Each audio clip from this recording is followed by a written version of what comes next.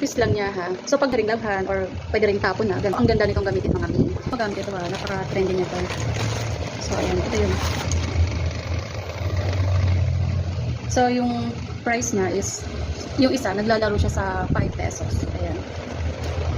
So pwede siyang gamitin sa ano, sa pangkiskis ng kaldero or kawali, or pwede rin sa mga sink, ayun.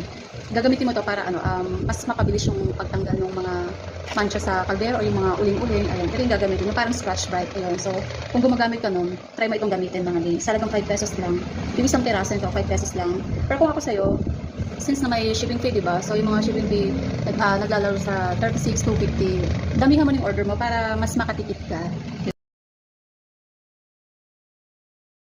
So, ang nipis lang niya ha. So, kapag ginamit nyo to, ito, pagka ginamit nyo, siguro pwede nyo ring labhan or pwede ring tapon na, ganun. So, ang nipis lang niya. Pero ang ganda nitong gamitin mga mi.